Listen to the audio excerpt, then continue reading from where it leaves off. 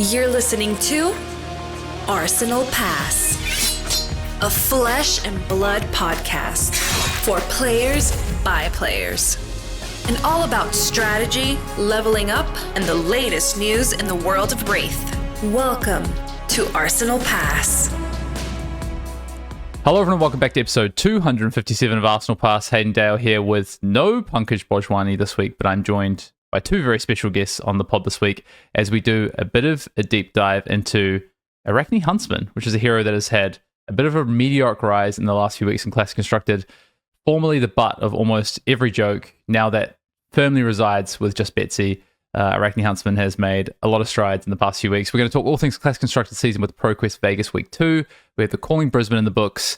And on that note, I'm joined by two special guests that were with me in Brisbane this past weekend, former New Zealand national champion and Brisbane, or now Brisbane Calling top 4 competitor, Dan McKay, and at least a Battle Hardened winner and Nationals top 8 competitor, Dave Marshall. Hello, boys. How are we? Great. Happy to be here. Feeling really good, man. How about you? Brilliant. I paused to check. You did top 8 New Zealand nationals, right, Dave? I was like... Yeah. I knocked Dan out of contingent that year. It was good. Yeah, he beat me in a mirror match 1-0. It was outrageous. What was the deck? And then he didn't even win. How rude. Brian Mirror. Brian Mirror, back in the day. Yeah, so we're off the back of Calling Brisbane. Dan, top 4. Dave finished 11th, so pretty close to the top 8 as well. I know you're making a deep run on day 2. Cash finish in the end. How was overall your weekends in Brisbane? It was a really, really fun weekend. Thankfully, Brisbane didn't crank on the heat too badly, so we didn't die not being used to the 30-something degree temperatures being from New Zealand. But we had a great weekend. It was really, really a lot of fun. Yeah. I mean, I thought it was excellent. I love a large competitive event at the worst of times, and this was great. I mean, when you're doing well, it's even more fun. Plus, I was hanging out with some pretty fun people. I was hanging out with the coverage team. I hear those are pretty great guys. Yeah. We have to throw in a shout out to Matt, who I hadn't met before, who was your co-star. We had a really awesome time just hanging out and getting to know him as well. Yeah, shout out to Matt Branwood. I had a great time this past weekend, back in the booth after I haven't called an event since I think Calling Sydney, which Dan, you were at least at back in November. And then I've got to run. I'll be at PT Yokohama in a couple of weeks. So this was a kind of a nice lead in to that event. But it was great to cast with Matt again, and it's nice to hang out with Matt. And he even showed us a bit of magic as a magician. Yeah, that was great. And then I accidentally poisoned a couple of my fab teammates. But apart from that, great weekend. You did, yeah. I still actually feel a bit ill, to be honest. But I feel fine. No, I feel fine now. I did the pro ordering. Yeah, Dan, for listeners, Dan had choice of he really wanted to go to a particular establishment to get some food. And on Sunday evening, our last kind of few hours together before we all departed, and then we're all leaving on Monday. So we said, all right, Dan, let's go to this establishment that you want to go to, which was, I got to get this right, make sure I get it right, the Pancake Manor. Mm-hmm. And we had some pancakes. And I would say they were not very good and made me feel quite ill afterwards.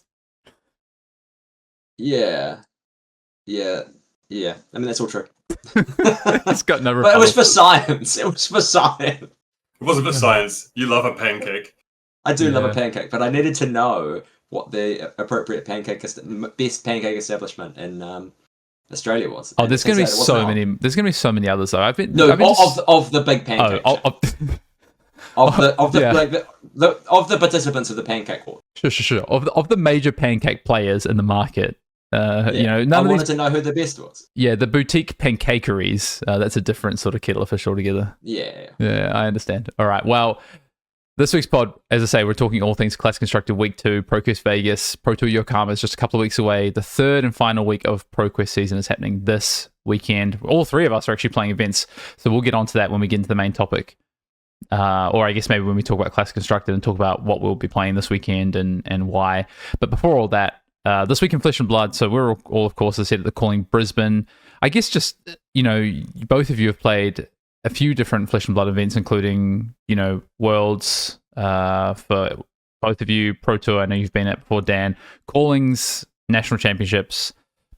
basically every level of Flesh and Blood. What did you think of this event? And I guess generally, what do you think as you continue to travel to these Flesh and Blood events in terms of like the level of execution and these sorts of things? I mean, I think it was done really well. I think it was a nice venue. I think that, I mean, not to, sniff you and Matt's butts too much, but like, I think the casting has gotten way better over the course of Flesh and Blood. Like from like having like kind of coverage that was a bit more like just kind of excited, but didn't really necessarily understand players to the same level as they do now. I think it's gotten way better, and I think hopefully it'll just continue to improve. I think the same for the judge team and the running, like the event running as well. Mm. Like it's really clean. The rounds start quickly. They're efficient. You don't have to wait for judge calls. They're generally pretty snappy and pretty to the point. I think every round that finished early, we either started early and then there was like a little bit of grace period for people to get there. It was a really like smooth, quick event. They finished nice and early, so you can go get dinner and in our case find a hole to go play some board games for a couple hours as well. Yeah, it was just really good. And also echo your sentiment about the coverage. Like I think I've watched some coverage every weekend for the last few weeks, and it's just fun to watch because it's actually entertaining and they know what they're talking about, which is really good. Yeah. I also think this format is just interesting to watch because every week, like this has been the narrative that we've really been pushing, and I guess narrative we've been pushing. I mean, it's just reality. We're just highlighting it. Is that every single week since the Calling Montreal 3 weeks ago, the meta just keeps evolving like rapidly, and I think it's really interesting to actually tune in and watch what's happening instead of being like, oh, I tune in and okay, yep, it's Gravy and Verdance again, or yep, okay, it's Slippy and Gravy. Like, there's just so many other things. You tune in and you're like, oh, okay, I guess I'm ready to watch this top 8, and there's 7 different heroes in this top 8, which we have had 6, I think, to 7 different heroes each 3 of the weeks so far through the season in the top 8s of these calling events. So it's pretty significant. I was going to point out, so you obviously played the main event. I did get to play some Flesh and Blood over the weekend, though. I played, we all played a gold foil event on the Friday, which was Stage, which none of us did well at, unfortunately. But it did mean that we got to finish up early and play some games and go get some food. I really enjoy playing Sage. I think, I think maybe we ended up playing all the rounds, and it was like 6 or 7 rounds, and it took like 3 hours, which was great. But I definitely need to get a lot more reps in before heading to Shanghai in a week and a half's time. Yeah, I did full classic to the classic blunder of you were just like play KO, it's the best deck, and I did, and I didn't have a lot of fun because KO's, let's say, very well represented at the moment. Yeah. I should have played a deck that I think I would have enjoyed a bit more, even if it wasn't like the best deck. Yeah. So Ira. Yeah, I mean, I was the only one I took with me. I mean, we'll get into this a little bit later on as well, but I didn't have a lot of time for playtesting for the calling. So mostly I just rely on having some good friends who actually know what they're talking about to help guide me to the right place. But there was a lot of KO. Yeah, me too. Shout out to Nick Butcher. I'm kidding. All right. Well, we were playing a very Nick Butcher deck list. It was swinging hammers and blocking a lot. Yeah, that's fair. That is something. Nick Butcher is a hammer enjoyer. He is a hammer enjoyer. Okay, well, we'll talk more about the deck that you both played in. You played the exact same 80, I believe, in the main event, which we'll talk about. I do just want to shout that out, though, as we get into the news. If you want to see a full deck guide from the Arakni Huntsman list that these two fine gentlemen here played to both top 16 and 11th place and a 4th place finish over the weekend, Dan has kindly written up a full deck guide, which is available on the Arsenal Pass Patreon, as we do with all our deck guides. You can go check that out. Full sideboard guide, matchup guide, tips and tricks, all those sorts of things on there, and is going to help me this weekend if I play Huntsman, that's for sure.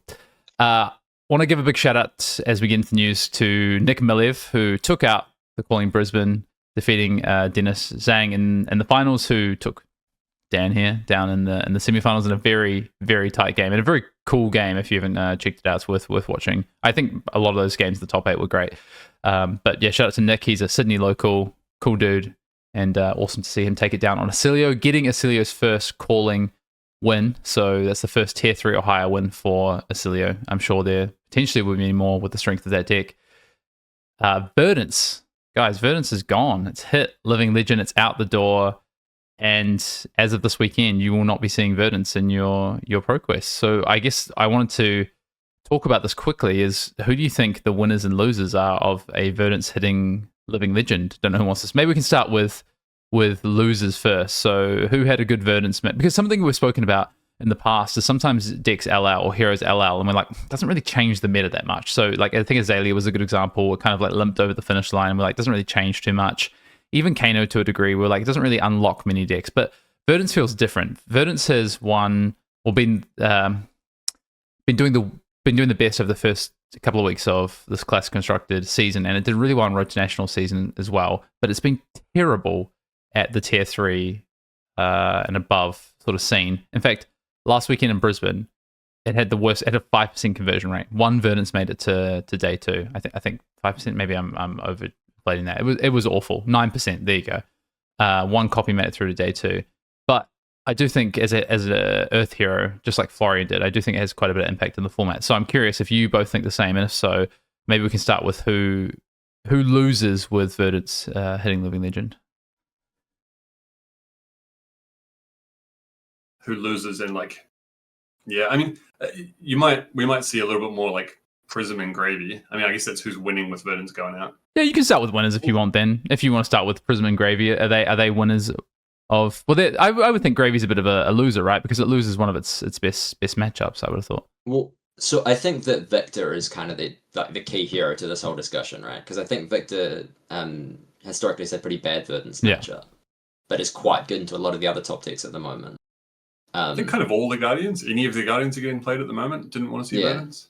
Yeah. So I think Victor potentially Victor and friends potentially get a good buff, and that kind of maybe shift some other things, because it might seem like this is bad for Gravy, but if Victor's on the rise, then Gravy gets some extra points for that because it's good into that.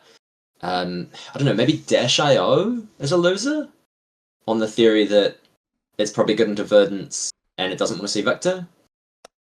Yeah, I'm not sure but I think it's pretty close, the Verdance Dash.io matchup.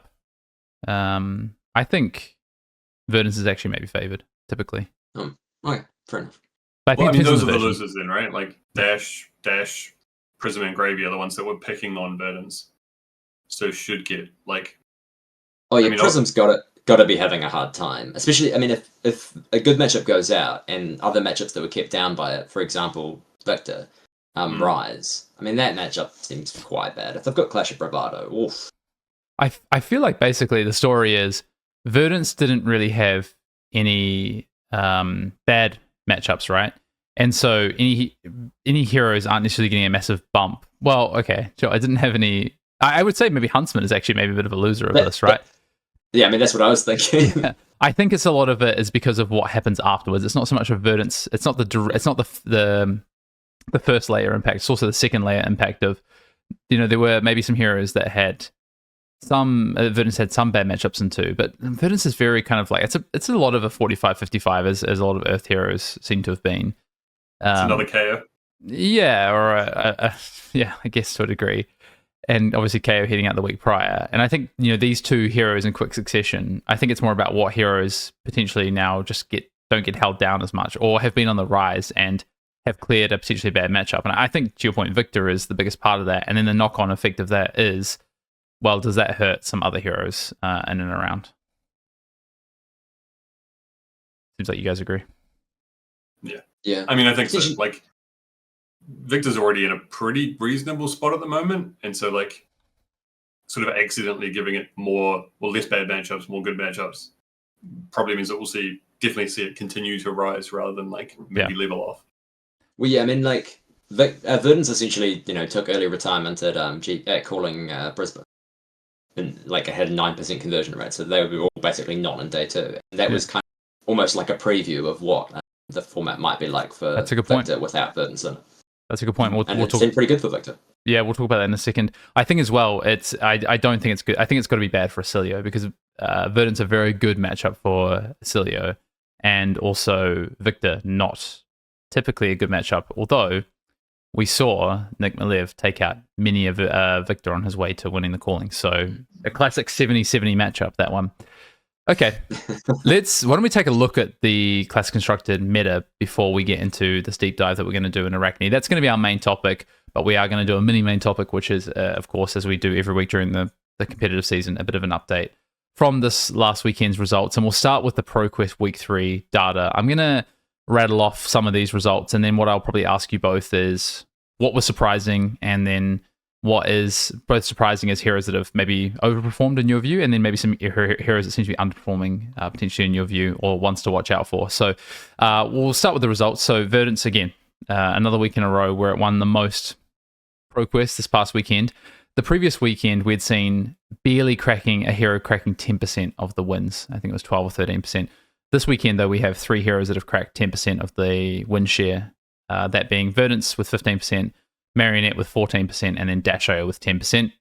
And then you see that Arakni Huntsman's the 4th best performing deck with 9%, and then 7% for Victor, which we just spoke about. And there's a bunch of heroes that kind of go from like 4 to 3, including like the usual suspects, Acilio, Prism, kind of near that pile of heroes.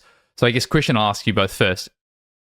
Surprises from this top 3 to 5 heroes that you might not have expected to see in there, or yeah? I mean, they're all kind of the suspects we're looking at in general at the moment.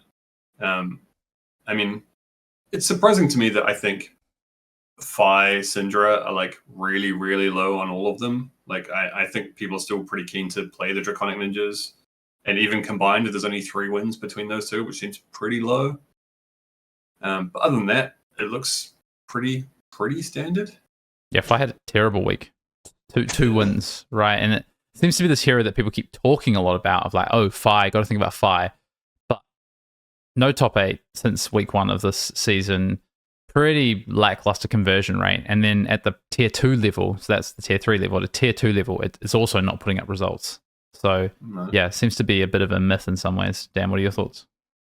I mean, I think you guys have kind of summarized it pretty well. The only thing I'd add is I think it's surprising that Vincent is doing better. I think that sure is kind of scarier than that result would suggest. I think being having fewer wins than Valda, or is it the same number of wins? Yeah, same number. Yeah, same number. Yeah, is kind of surprising, because I think Valda is like a little bit like not bad, but just kind of, I guess, kind of easier to anticipate what they're going to be doing and play around it and potentially have a good plan for. Whereas Vincent's like quite scary and can potentially throw a lot of hard to deal with damage. Yeah, I think Valda is kind of what Vincent used to be. Of like, oh, once you know how to play against it, it's easier to play against. Yeah. Vincent has a lot more consistency now. And I'm going to invoke Pankaj Bhojwani here, and my co-host, who often says that he feels like decks like Vincent underperform at the tier 2 level but perform better at the tier 3 level because of the skill curve on these decks. Would you guys agree with that at all? And typically he's cited Gravy Bones and recently Vincent as, you know, heroes that he thinks is a really high skill curve too, and that's why it's underperforming at a tier 2 level.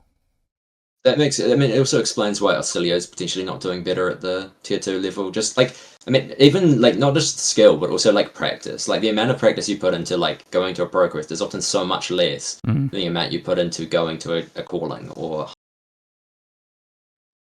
Yeah, makes a big difference. Agree. Yeah.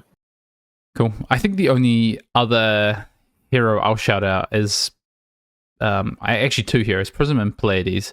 I wonder if what happens with Prism, to your point, now that Victor seems to be getting more popular. Like Guardians in general just seem to be on the rise, I think. So it can't be good for Prism, to your point. But Pleiades is one of those Guardians as well that is on the rise again after that kind of breakout performance a couple of months ago with the Pleiades fatigue deck. Seems to be, it's had a couple of good weeks at ProQuest in a row. So yeah, quite interesting. Let's just take a look at the calling results. Obviously, you guys are pretty close to this one, but if we take a look at the top 8 from the calling this past weekend, 7 different heroes. The only double up was 2 Victors were represented in the top 8. Otherwise, we had a Huntsman, a Marionette, a Dash.io, an Acilio, a Gravy, and a Pleiades. So Pleiades making top 8 there as well. Obviously, we know that was won by Acilio. Interesting to see Gravy pop back up there again after a few weeks out. We kind of spoke about, we thought this might be a good weekend for Gravy as well, just knowing that a lot of these defensive decks were starting to rise to counter the aggressive and mid-range decks. And looking at a conversion standpoint as well, Gravy had the best conversion on the weekend, actually equal with Fife. I had a really good conversion, although I suspect that was the fact that there was a group of players that decided to play Fife specifically and had put a lot of time and effort into that deck, to be honest. Don't forget the one Bolton at 50% as well. True, I have forgotten that, and I will continue to forget it. I'm only including results where 2 people made a difference, but yeah, I guess the other one I'd call out is Victor had a 36% conversion rate. Marionette actually had one of the lowest conversion rates on the weekend. Do we think that the tide has shifted? Because a couple of weeks ago, me and Pankaj were pretty convinced that Acilio and Marionette were probably the 2 decks to beat in the format, and that does not feel like the case right now. Marionette stocks feel really low, and Acilio's maybe on the rise again after a bit of a tough couple of weeks, but Marionette, I'm really unsure about now. I mean, I think we'll get into this in a little bit later on as well, but I think Marionette's not really in a good space at the moment. I think like Acilio has the range to win a game, like kind of win any game. It can really do the thing and win the game. Whereas it's kind of harder for Mario to do that. Like you can get a boss to draw and just like be presenting Slave of Bloodshed like 3 turns in a row and then flip into Black Widow, but it's like kind of harder. And I don't know, I feel like Marionette can do really well in the rounds, but we haven't really seen it win any events, and I feel like that's kind of reflected in its like current trend. Fair. Yeah, I think it also has more like just kind of miserable matchups, whereas Acilio, like most of the really miserable matchups aren't really being played. Like obviously Slippy is potentially really terrifying, but like even that, it's winnable. Yeah, I don't know. I think Acilio is really good, but I do think you really have to have like specific plans for specific decks and have played a lot of the deck to really get the most out of it. We'll take a quick look at the meta representation. I know we kind of went backwards on that. We went conversion first. After last week where we had at the calling in Toulouse, we had I think no hero with more than 9% representation, which is the first time I've ever seen that in an event, which is crazy. We did have a double-digit representation in Brisbane, so, hold the phone. It's all back to normal. Not really. 10% Arakni Marionette is crazy. That's the highest representation this past weekend. And then a Dash.io at 9, Huntsman at 8, Victor at 7, Verdance, Acilio, Syndra, Vincent, all 6% representation. So really flat distribution of heroes. I guess what I want to... The other question I want to ask you both before we start to get more into Arakni Huntsman is looking at this metagame right now. To me, it seems like it's going to continue to be super flat. And generally at the tier 2 level, it's even flatter than at the tier 3 level. People are playing whatever random stuff they want to. Or at least a chunk of players are. So in your mind, what are the top 5 best decks in the format right now? And are they the top 5 best decks because they're just the most powerful right now? And it's not so much about what's actually happening in the meta. It's more about what they do and the function of their game plans.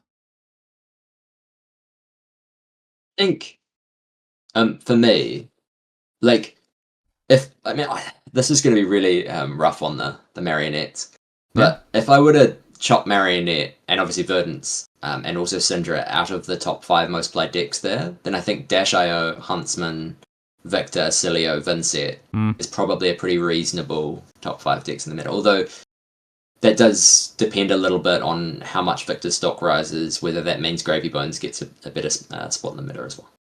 Yeah, interesting. Dave, what do you think? I think kind of similar, like, because it is such a flat meta game, like, the top 5 heroes, or the top 6 or top 7 are all so close. I think you should always be playing the one that you enjoy more, that you're going to get more mileage out of, that you understand better, that you're going to find the right lines on. Because, like, Marionette, I kind of agree with Dan, and this obviously, we'll reflect this a little bit when we talk about Huntsman, but it feels like a very free matchup for Huntsman. And it just seems like it's a really difficult deck to convert a top 8 with. Whereas you should be able to get into a top 8 with it. It's very good into the field. But if you're trying to win, I would put it a lot lower on the list as well. Yeah, I think Marionette's matchups... Like, Assassin's typically a matchup decks. Like, that is typically where Assassin had to be more narrow. You have to cater a lot of like the card choices to the specific meta, or you're like, oh, you could go wide if you have these tools available, but typically it's really hard to go wide. And I think Marionette suffers from a lot of those same things that Slippy didn't in the past, because Slippy was just this like powerful deck before Bonds got banned. And yes, Marionette has Save of Bloodshed. Yes, of course, it's still a Codex deck, but I do think that it suffers from a much wider metagame. Here's a good segue into talking about Huntsman, because the heroes that we just spoke about, outside of the 5 that you guys just spoke about in particular, Dash.io, Huntsman, Victor, Acilio, Vincent, those 5 decks.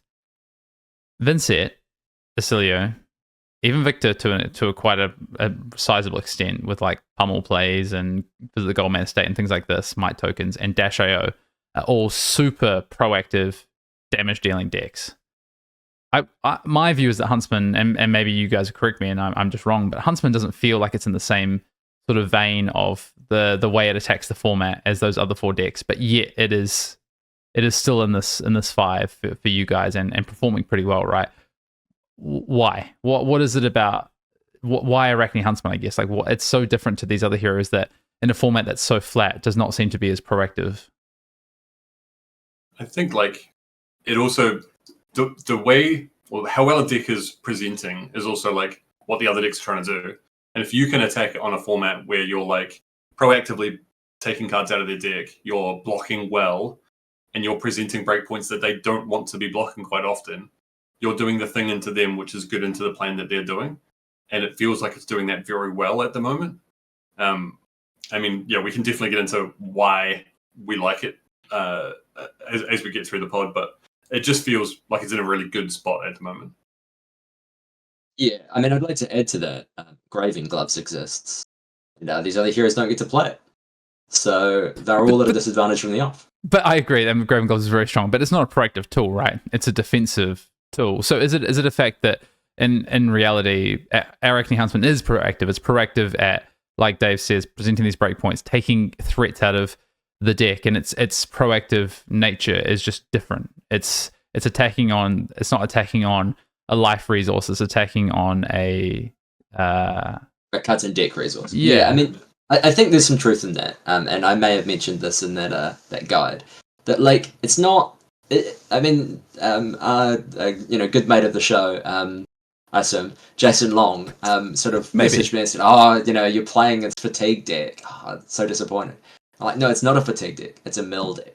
You're not there to just kind of like block up and take hits and like let them run out of resources, although you do that.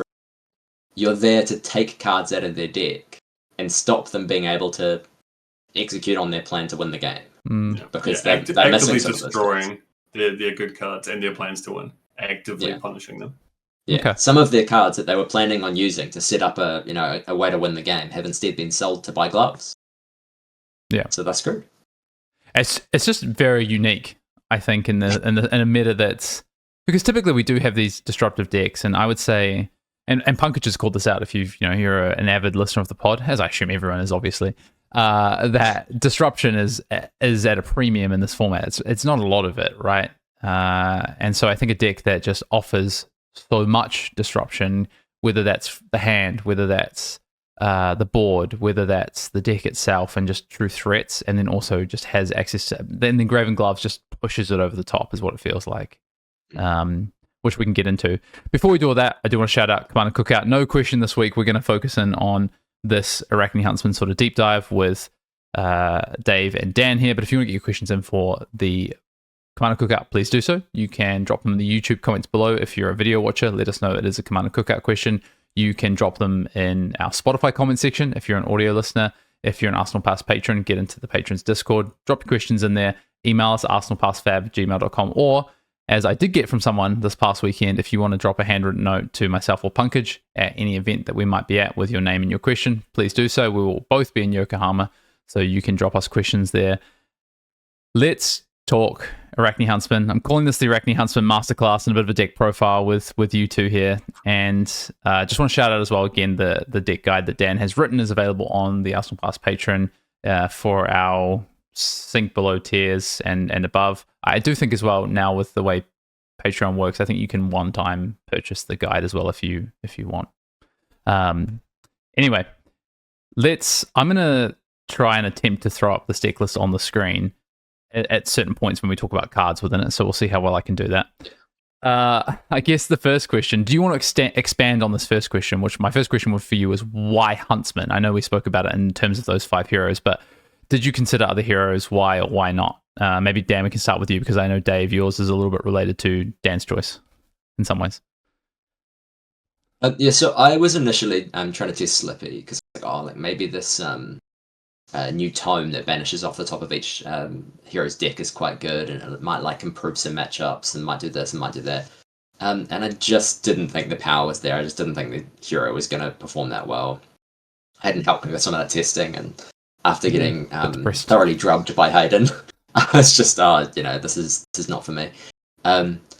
So I was just kind of basically looking at what heroes were performing well in the meta, what heroes had good matchup percentages, and also what ones I had played into, been man, this feels really punishing, this feels really scary, and just sort of trying out a few of them. And I was trying out Huntsman. I was like, this feels kind of fun. I quite enjoy this.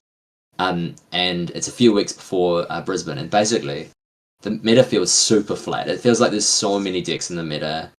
You're not going to be able to target a specific thing. I mean, Hayden and I have a long history of trying to target something in the meta and being okay, these are the decks. Let's try to build something that. Yeah, I mean, Hayden loves it. I love it, but it wasn't the format for that. Yeah. There was no chance we were going to be we're going to target the top 3 decks. Okay, but they have almost the same representation as the next 3, or the next 3 after that almost. Mm-hmm. It's not going to happen. So basically, I just decided I was just going to play a deck that I quite liked, that seemed like it had a good matchup spread, and then I was just going to get reps in and tune the deck and come to understand it. And then eventually, Pablo's list came out. I was a good few weeks into figuring out my list at that point.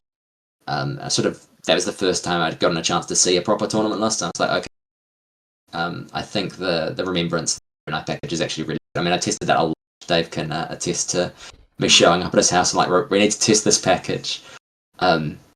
But there's a couple things I took from that, but otherwise it was mostly just kind of playing matchups and losing a lot of matchups on Telesha and sort of trying out different things. Mm-hmm. Apologies to anyone I played on Telesha and then my crapped out.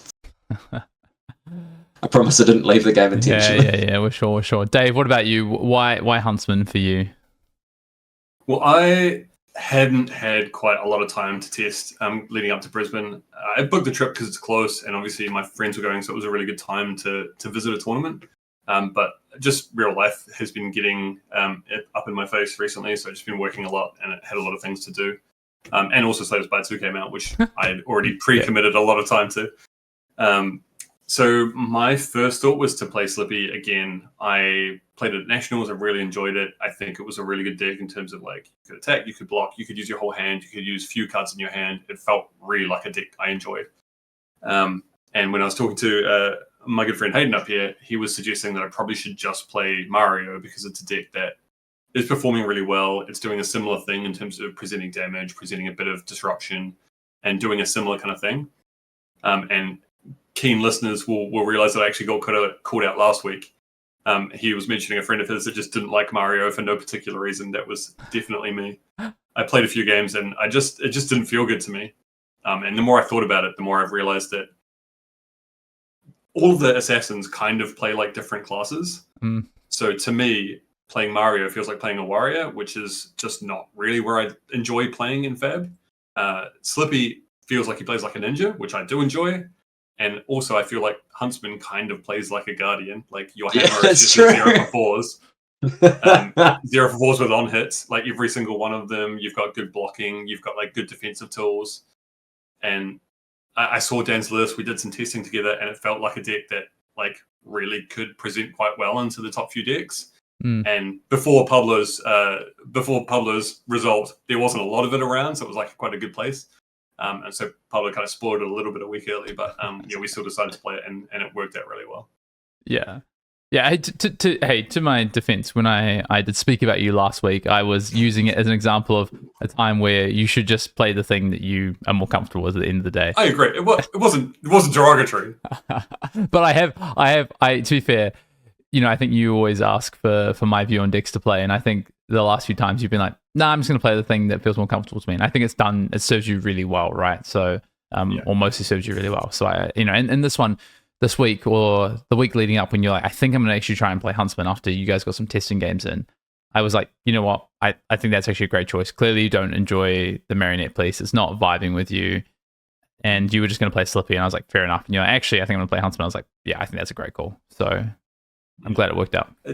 In this game, more than any other, it really feels like you do get rewarded for playing a deck you enjoy. Like, I mean, obviously, it just translates to you get more games in, you understand the process better. But, like, you know, I would heavily recommend sticking with decks you enjoy rather than, like, this is the best deck.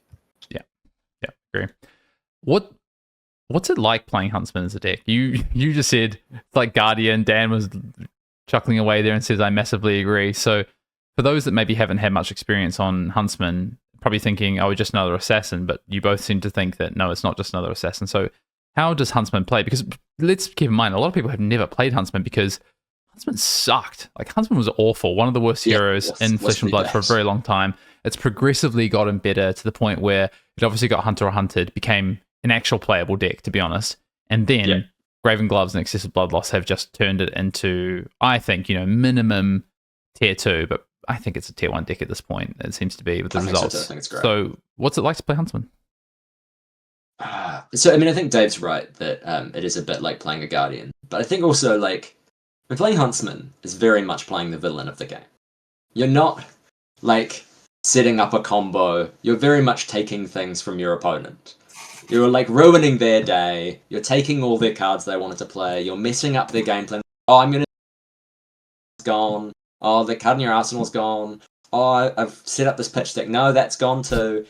You're taking things from them and then using it to buy Graven Gloves. Graven Gloves. Oh, Graven Gloves is glorious. It's like playing a Guardian, except for some reason they've given you the... is it Valiant Dynamo? Yeah, they've given you a 2-block Valiant Dynamo. It's so good. It feels like the deck feels really good, but like in a really mean way. How much silver I made over the weekend. we tracked in Dan's game in the top 8, or maybe it was in his Swiss game against Matt. Pretty sure it was 8 times or something, 7 or 8 times that it got returned. It got like 17 value or something, 15 or 17 value. This is ridiculous. Yeah. And Dan knows, testing against me, after the first few games when he was like, I think I'm going to play Huntsman. I was like, okay, like show me what's real. And you're like, I think the gloves are busted. We play a few games. I'm like, I mean, these are just stupid. Yeah. It might be one of those decks that, like, as people get better at playing against it and understand fundamentally what your plan is, like, it does lose some stock. Because every opponent I played that let me just, like, burn cards off the top of the deck, and I ended up with, like, I think a friend of ours, Sam, walked past at one point and I had like 11 silver, and he was just like, "Oh, this game's done. You just have like an extra 12 block for free." So I think that's true of all Flesh and Blood decks to an extent, but also like most of the games where they let you get silver, it's because they can't afford to block. I mean, I've definitely played games in Defy where they've been like, "I'm going to block out," and you're like, "Okay, but that's like so good for me." If you're spending your cards blocking, okay. Sure, I don't get silver, but also you don't get good hands, ever. Yeah. I'm very happy to like block, attack with an on-hit that's going to take cards one way or another. So like, yes, I think you're right, but also like, sometimes they're not doing that because they're wrong. They're doing that because they have no... You're getting their cards. I mean, it's back to the Syndra thing from like when Syndra came out and people weren't exactly sure how to play against it, and then the more practice they got, it's like you saw its win percentages go down every week. But I mean, it's trying to figure out exactly when they should block and when they shouldn't. Yeah, because I think at the moment that's still kind of in a grey area for people. Cool. We'll circle back to how to beat Huntsman, I guess, in turn. But I think you've hit on something that's pretty important there around silver management, if you can, to both your points. Let's dive into actually one last question before we dive into the deck and some card choices and things like that. Do we think Huntsman gets better or worse in the lead up to Yokohama then, with all the things that we've just said as well in the class constructed review of this pod?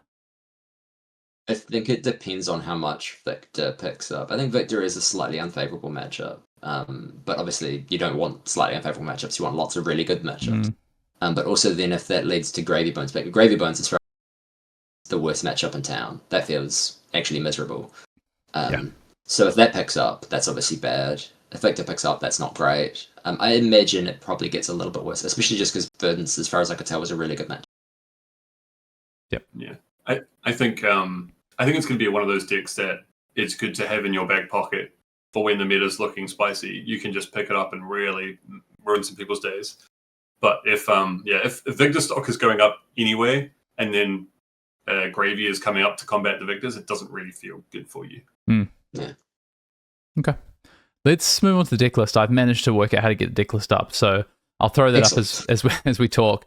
Why don't we hit, in both your opinions, some of the key card choices and just most important cards in the deck here? So most important cards is kind of obvious. There's really two cards vying for the coveted best card in deck award, and that's Hunter or Hunted and Graven Gloves, and both of them are really good. Do you want to expand on? Do you want to expand on the impact? So Hunter or Hunted is a card that you can use defensively to take cards out of kind of something in Flesh and Blood otherwise. And if you can catch something good with it, you can sort of win the game on the spot. There are a number of matchups where if you hit the right card on sometimes turn 0, then the game's all over but the crying. Like if Victor comes in turn 0 with a hammer and you go Hunter or Hunted and happen to catch something, visit the gold mine estate, that game's over. You've now won that. Congratulations. You just need to not screw up the rest of the 50 minutes that you're going to be playing. Well, maybe it won't be quite that long, but it makes such a big difference. Even when you don't get high value cards, so long as you can get 2 or 3 cards out of it, you can get more silver out of it. It's a really good way of building up silver. It often gets 3 or even 4 silver, and also just strips a lot of cards out of a deck on their turn. It also has a bonus effect of occasionally people really just hate when you mess with their deck. And I did manage to Hunter and Hunted someone for the 3rd time in about 4 turns, and he just straight up conceded. He was just like, I can't win anymore. Which I don't think that was the case in that game. Maybe he had played it more than I had, but it was a short end to the game, which was good for me because it's the only time I got a good break between rounds. Yeah, not exactly the fastest deck in the format. It also lets you see their hand in Arsenal, which I can't overstate how important that is when you're playing this deck that is all tricks. To see how many reactions are left, how many 100%. remembrances are left, how many red pommels they have, really, really important. Yeah. Yeah. So in the deck guide, for example, I said a lot of this is your dagger of choice. And until proven, well, once you've seen their deck, you've seen how many D-reacts they have and seen how many they've now blocked with, so you now know they have none left, then obviously that changes some of your dagger math evaluations. Yeah. You want to move on to the second card? Graven Gloves? Yeah. I think we've sort of talked about this a little bit. I think this card is broken. It's insane. It's so good. The amount of times that you are blocking for, 11 in a game is not unreasonable. In a game that's not going especially well. It's crazy. It's so good. When Hayden and I were first playing this deck, and he was sort of okay, proof that it's real. And I was playing into sort of Verdance and Marionette and some of the kind of main decks. He was just sort of this just feels miserable. How are you blocking with this again? This card is now blocked for 9. It's turn 5. What's going on? This card's broken. It's really good. I can't overstate how much that card is just huge value. Yeah. And also how much you dislike Flick Knives in the deck. For the same reason. Yeah. So when I was first testing this deck, someone was saying you could play Flick Knives, and I was like, but why in the world would you ever want to do that? Yeah. Because you can attack and then flick a dagger and then it reduces the thing and then you're. But then why do I care about this on hit if I can't buy back 2 life with it? And also, I need those daggers. I need those daggers a lot because I don't have a hammer. All I can do at the end of the game is 1, 1, 1, 1, 1. They're important. I can't be giving them up so that I can hit once. That's terrible. Also, I'd rather block for 9 with my arm. Yeah, I don't think that's You're very much not a Flick Daggers deck. It just doesn't matter to your game plan at all. I think that's why you kind of say, these assassins feel inherently different. Marionette is a Flick Knives deck, right? It's built around Graphene Glycera, and then even Slippy, right, is somewhat of a Flick Knives deck, but much less to an extent, for instance. Well, flicking your Kiss of Death makes a big difference.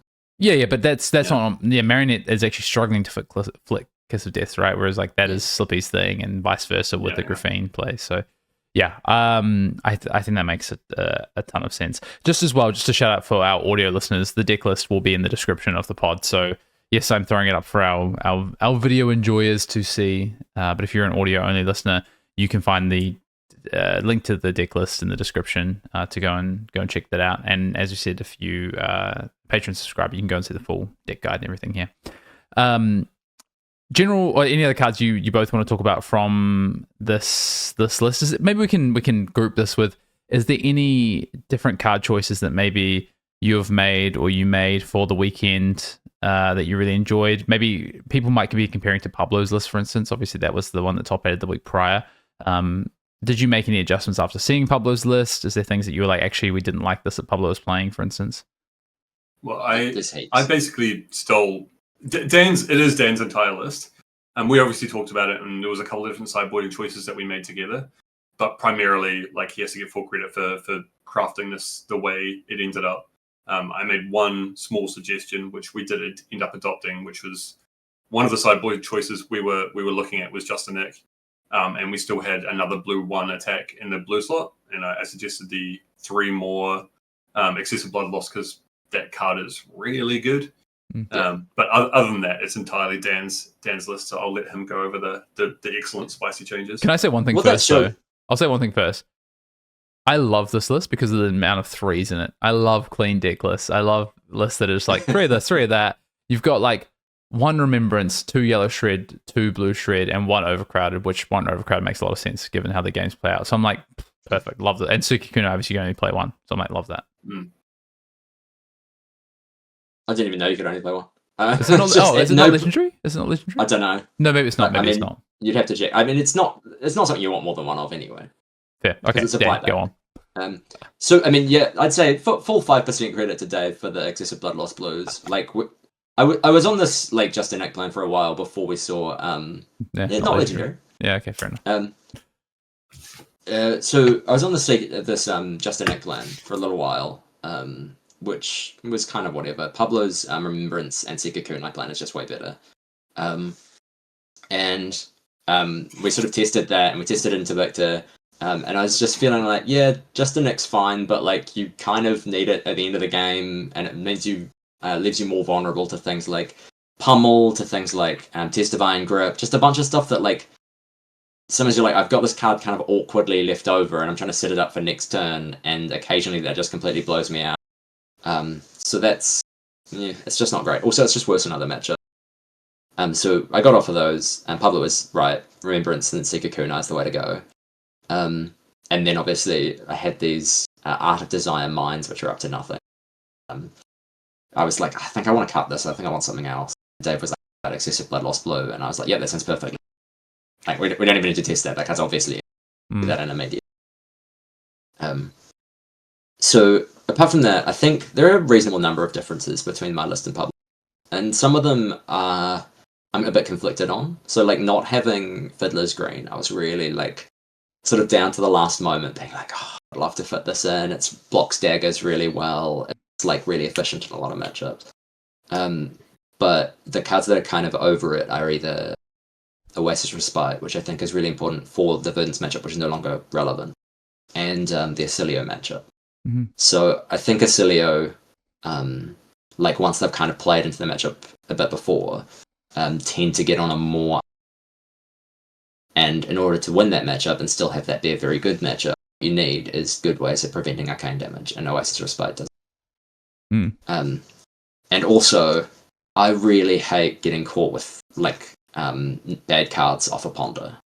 So there's only one bad card to Arsenal in the deck. The only card you don't want to Arsenal is Under the Trapdoor, which I'll talk about a bit more in a minute. But like, not having Fiddler's Green is partly because like it's not an Arsenal target, and I want to like get full value off all of those Ponders. And Arsenaling like every time they're like, oh, I'm going to come in with CNC, or I'm going to threaten your Arsenal. Like, I can have my Arsenal. Okay, I'm gaining 3 life.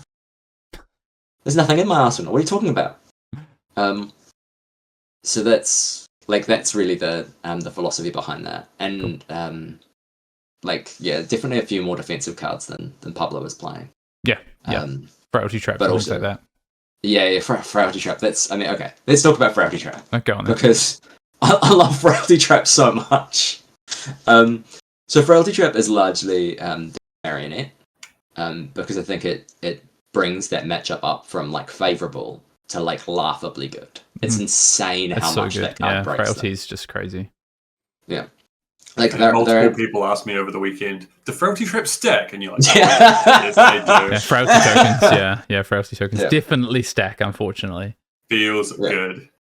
Yeah, I don't know if anyone could hear it in the coverage, but in the top 8 match, in the Swiss match against Matt Clark, saying like, you're just like, man, you've drawn a lot of D-Reacts so far. Like, you've been drawing a lot of D-Reacts. Like, no, I just have a lot of D-Reacts.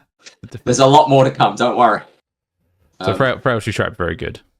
Yeah, Frailty Trap's amazing. I mean, it has a ton of utility in like heaps of matchups that you wouldn't expect.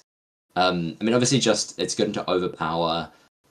You can play it from graveyard into dominate attacks to get extra block on those dominate attacks by using under the trapdoor. Yeah. You have to remember to put it in banish, which I didn't always do. Yeah, only once on camera. Yeah. You didn't try and get it back, so that's all right. No, I never once in the tournament tried to bring back one I shouldn't have. But like sometimes when I was looking through, I go, "Oh yeah, I've definitely done that before. I'll put that in banish now." Sorry, guys. That's one of those play too much online and not enough with the real deck. Yeah, it does. issues. It does make a difference. You do need to get real life reps in so that you remember to tick up tunics and things. But like I think that card's genuinely fantastic, and when it's good, like into Marionette, into Fang, into Syndra, it's really good. Like that card is and Fi. Yep, I mean Fi less so because their weapon's still like attacking for a decent amount, and it's only. Yeah, but they have other threes, which this incidentally just becomes a block for. Like it's just another utility. I actually played 2 Fangs on day 1, and both times the Frailty Traps were just insane versus good. Fang. Yeah. So Frailty Trap, good. What any other? I guess we've kind of gone over a number of cards. Maybe we can move on to just general tips and tricks to learning Huntsman. Like I know you spoke about like. There's some things there with your Frailty Traps. You spoke about some things hunted and hunted. Any just kind of like real macro stuff that you think, if you're going to pick up Huntsman, here's some like real key things you need to know. Maybe a couple from each of you if you want. Dave, someone who's picked it up more recently, and Dan, obviously you've got some of that more in-depth knowledge. So Dave and I have had some slight disagreements about whether you want to start or draw on some matchups. Okay. Which is kind of interesting. So like, I mean, it kind of suggests that maybe it doesn't matter that much because it's kind of good either way.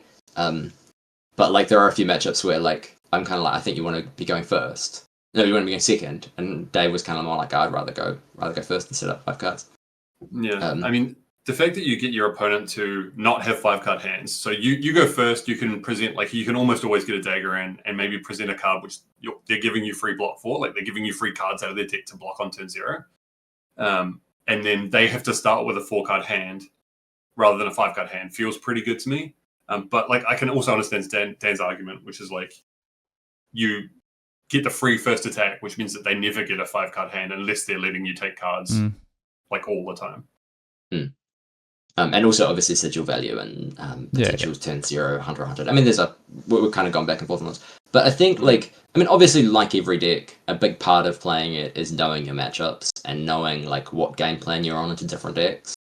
And sort of understanding that like, yes, into decks like Marionette, into decks like Dash.io, into decks like Acilio, you can kind of just like block. You can just kind of be like, yeah, like I'm not taking damage. It's fine.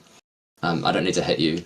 I mean, I will when you give me the chance, but like mostly you can just kind of sit back and let them like exhaust their resources. Whereas other decks like Victor, you really need to be like targeting specific cards and finding ways to get rid of those cards out of their deck. Otherwise, there's a pretty good chance you're going to lose. And also like set up towards an endgame. And as you play it more, there's lots of like, because you're getting to look at your opponent's deck like every turn they give you a chance to attack. You do also just get to see innately what their plan is, what's going on. See more cards. One of the big things against Victors that Dan and I were doing was just like every time you see an attack that's going to win a clash on the top of their deck, which often aren't the cards you care about anyway, you're just putting it on the bottom. And I can tell you the amount of clashes I won over the weekend was quite high because you're just like, well, that's a 7 that goes on the bottom. Oh, look, it's a miss on top now, and so like you can steal gold off them, and really that hurts them a lot if they're not able to take advantage of the clashes. Yeah, so into Dennis, I sunk a Test Divine Grip, and that was wrong. Like, that was quite a greedy play that I was kind of like, I feel like I kind of need to get lucky here because I'm a bit behind. But I immediately got punished for it. And I think, basically, you don't want to be doing this. You want to be leaving all the, like, no block, or the no attacks on top. Because they force them to either be eating their goal or getting rid of them. So, like, what you sink versus what you keep, and whether you're sinking it because you want them to have it in the next hand, or rather you're keeping it because you want them to send it, or you're keeping it because you want to banish it, does kind of depend a lot on like how likely you think you are to hit. So like understanding whether this is an attack that's going to get through or an attack that they're going to block more or less is quite interesting and quite useful as well. But also like you do kind of have to play reasonably quickly. Yes, I think it's a good tip. Is this is a hard deck maybe to. I think the macro plan, to your point, is once you have these kind of heuristics of shut up, Brendan Patrick. If you're bottoming or topping some of these cards, what you're actually trying to do in any given matchup, you do need to play quickly because you are oftentimes running your opponent out of cards in the deck, and that is going to take time. And also, you sometimes need to compensate for your opponents never having played against you before, and maybe needing some extra time on some turns. So I think that's a good tip. Good tip. I was definitely actively like paying attention to the clock. Dan and I are both relatively quick players, but you just keep an eye on it because almost all of your thinking is going to be done during your opponent's turn. Your turns are generally pretty quick. It's just dagger into attack. Sometimes you have to think about a codex play and some other stuff, but it's mostly very quick on your side. So I would just say be careful if you're a slower player picking it up, and just remember to encourage your opponents like, hey, this is going to go long, but just keep an eye on the time. We both want to get the matchup finished either way. You know what they say about slow players? It's like people who think they're good drivers. Most people aren't good drivers. Most people aren't fast players? Correct. I mean, me and Dave have played some chess clock games. And I can confirm we play pretty quick. Yeah, I mean, I think people were seeing the speed at which you and Dennis both played at. Both quite speedy players in your top 8 match. There was a couple of turns where obviously things had to slow down a bit, but I think we were through like 14 turns in something like 20 minutes or something like that. It was like, or even quicker. It was like a minute per turn or something. It was quick. Yeah, I mean, you don't have to play quite as quickly as I do. I do tend to play quite quickly. Occasionally, like to your detriment. Too quickly. Yeah, occasionally to my detriment. I mean, mostly I do need to stop and think a bit more often, but like than I do.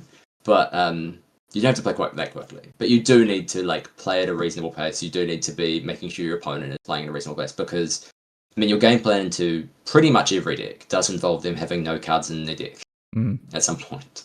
I will give a shout out to all of my opponents there. Even though like a lot of the games went within 5 minutes of time, none of them came to time either. Like people were playing quickly, and once they got to the point where they had 3 cards left in their hand, and I still had like 15, like all of them said, "Hey, look, the game's over. Like let's not waste any more time here." This is the other thing I quite like about Arakni Huntsman, and to your point, Dan, about it's not a fatigue deck, it's a mill deck. And what I will say is I massively agree with that point because fatigue decks in Flesh and Blood, they put the onus on the opponent to say, okay, I'm going to block out everything you do. A traditional fatigue by card density. I'm going to block out everything you do. You've got to try and find these game plans to beat my skill check effectively, or my fatigue damage check. Yeah. Whereas fatigue by damage is more about, the opponent's going to present. It's like I'll block with 3 cards and I'll swing hammer. So I'm going to at some point force you to block. This is something that's been a bit more common recently. You see this with like some of the decimated Great Axe decks, for instance, that are around now. And then you've got what you're playing, like what Huntsman is doing, which is more of a mill thing, and I think this means that generally the games are faster than fatigue because you're playing a proactive plan at the same time. So your opponent is having to obviously think, but they're not having to say like, well, you're going to block out everything I do. I need to come up with a game plan to get around just the defense. They actually are having playing more of a traditional Flesh and Blood game where they're like, well, I need to play some value because if I get outvalued, I'm never winning this game. So I think there is a real difference between traditional fatigue by damage, and then the mill, which Huntsman provides. I don't think they're the same.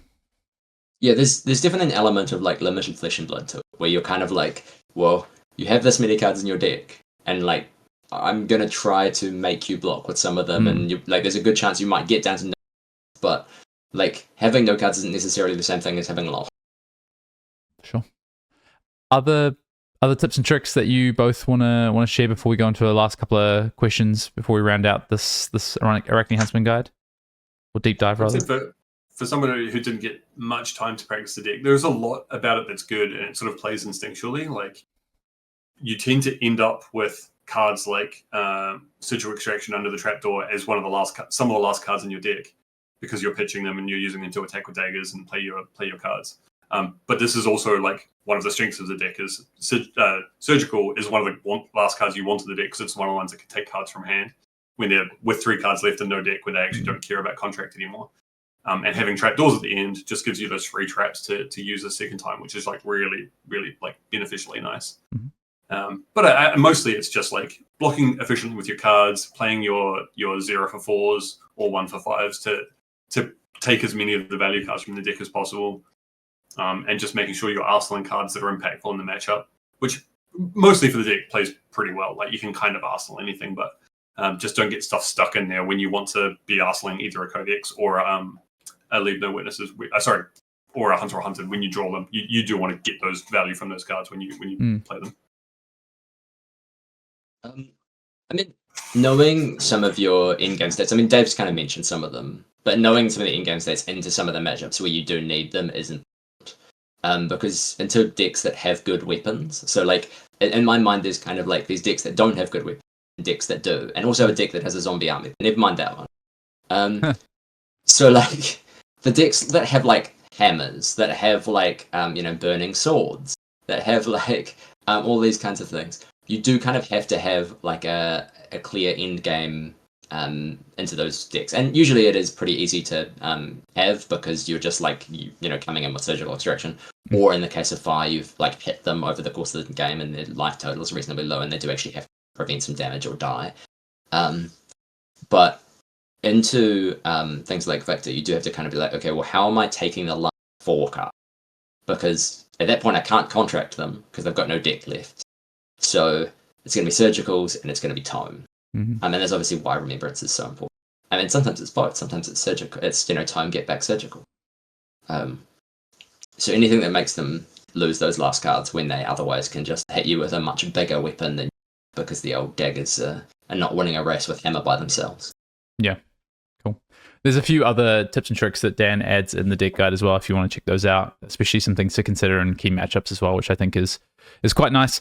I want to move on to the last couple of questions, and I guess first of all, would you change anything about the deck list now with what you know about the meta, with Verdance hitting LL, with the metagame starting to evolve, with Victor maybe getting more popular, and would it maybe depend on the metagame that you're expecting this coming weekend? So Dave actually asked me after the event, like, if we were playing that event again, would I change any cards?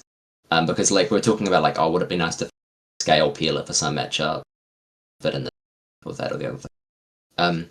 And for that event, I'd say no. I was pretty much really happy with my whole 80. The deck felt insane. I think genuinely, if I had played better, I'd probably have won maybe every match I lost, which is crazy for any like big tournament.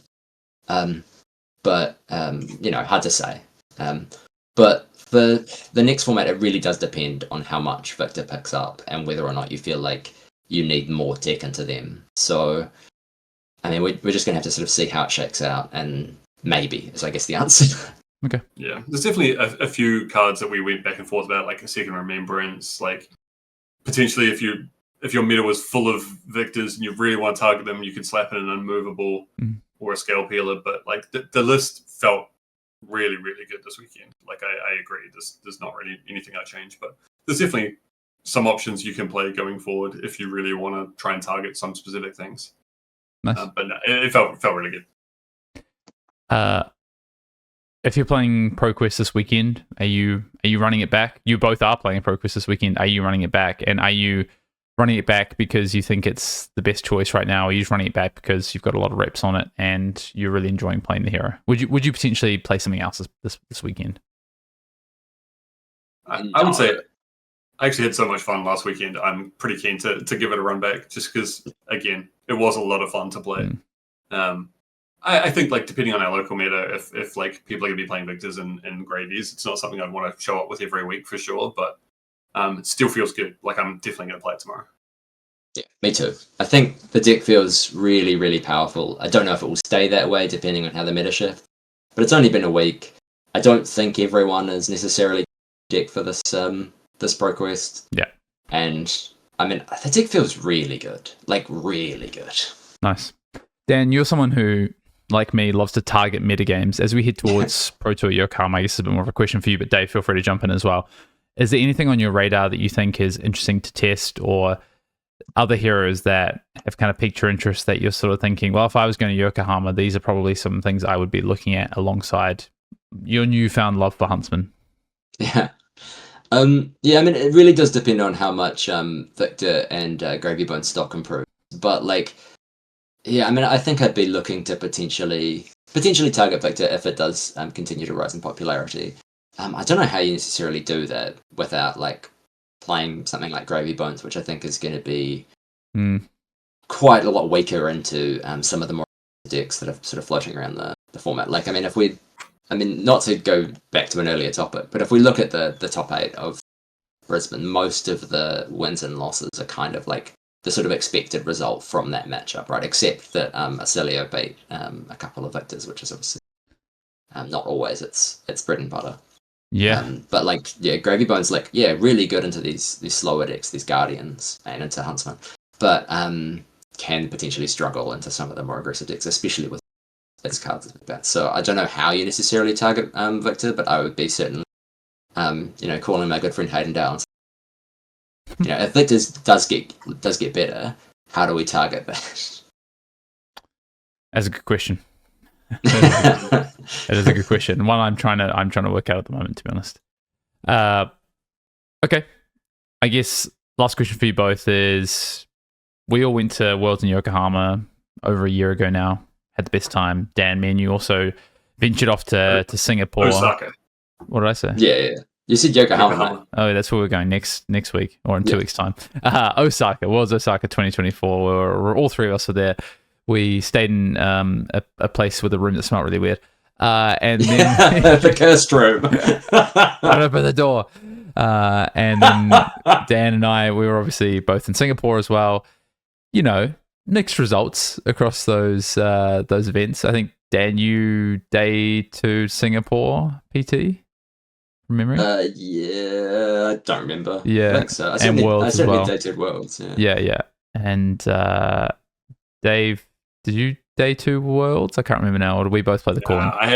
I played Viscerai in just one of those days where I drew like one Mordred Tide in 6 matches. Like, it just was not my day. Yeah. But my question, I guess, is when will we see Dan and Dave back at the PT? You're in New Zealand. It's not the easiest to travel to some of these destinations from. You both have PTIs in the bank. I'm sure you can both win a ProQuest as well if you set your mind to it. You might even win one tomorrow. Or one of you can win one tomorrow, I guess, potentially. But when will we see Dave and or Dan back on the Tier 4 circuit? I mean, for me, it's just about timing. Like, if there's something close and something fun and my friends are going to be there, that's what I'm there for. I mean, I really like competing. I like competing on a high level. Like, I've like played competitive games for a very long time, but it's not my primary focus in life at the moment. Like, there's just a lot of stuff going on with work and with life. So for me, it's just, if there's something cool and something within reasonable distance, bonus points if it's somewhere my wife also wants to go. Those are the ones I'm targeting. I mean, I sort of hate traveling. Which is always an understatement. Yeah, I proper hate traveling. I mean, it's always super easy when it's nearby, right? When it's Australia or New Zealand, that's kind of almost an auto go to. That's a terrible way of saying include. Auto include. It's an auto include. It's an auto include in the year. But Pro Tour, I don't know. I mean, it kind of depends on where they're going to be, and also on what other ones people are going to. So obviously, when like all three of us go to something, or when my wife's excited about going somewhere, it does make it more interesting. I mean, my wife came with me. Well, came along to Singapore, and that was really nice. Both our wives came to Queenstown, which was a really fun weekend. Yeah. So it just makes a big difference in terms of that. But also, I am renovating my house this year, so it might be next year or. Yeah. All right. My wife hates you guys, so no, I'm kidding. She came to Osaka with us. me, Dave, and my wife, Devon, we all went to Universal Studios and left Dan behind because he decided to fly out that day. And while we went and had a ton of fun. Yeah, I was sitting on a train while they were sending me messages. I was not impressed. Still my favorite photo I think I've taken. And well, I didn't take it, but we got taken. Yeah, I mean, it's not even my favorite photo from that trip. And you know the one I know what it is. Sure. There's some Arsenal Pass lore that we'll have to share one day on the pod. But that's a deep cut. I want to thank you both for, first of all, being my friends. Second of all, agreeing to come on the pod this week and fill in while, actually, Pankaj will be back in 2 weeks, by the way, just so everyone knows. He will be back, not next week on the pod. I will have another guest next week, and then Pankaj will be back the week before is that the week before we go to PT? My scheduling's better. Like, I think it's the week before we head to the PT. And then actually the week that we're in Japan will be the 5th anniversary of Arsenal Pass. Will be the anniversary episode for the fifth year of Arsenal Pass, which is 5 years of Arsenal Pass, which is crazy. But yes, so Pankaj will be back, but I want to say a big thank you for you two coming on and doing your best host impression, sharing all your insight on Arakni Huntsman, one of the breakout heroes of definitely this current format and this meta that we're seeing. And again, shout out thanks to you, Dan, for providing to our Arsenal Pass patrons that full deck guide, which is available if you're not an Arsenal Pass patron, but you do want to get access to it. I believe you can go onto our Patreon and just grab it as a one-off as well. But I will say to you both, any final words that you want to add before we sign off? I can confirm that the list and guide are both useful. Thanks, Helps you out. Yeah, definitely. Nothing new from you, Dan? Good hunting. Good will hunting. Yeah, or good. No, it's definitely not what I said. Oh, did you not? Okay. No, I was saying like good hunting, like, good luck playing the deer. Oh, good. Wish you well. Not a random movie reference that had nothing to do with what we're talking about. Well, that's how my brain works. Anyway, that has been episode 257 of Arsenal Pass. Thanks to Dan, thanks to Dave, and thank you to all the Arsenal Pass patrons out there. And until next week's episode, we will see you next time.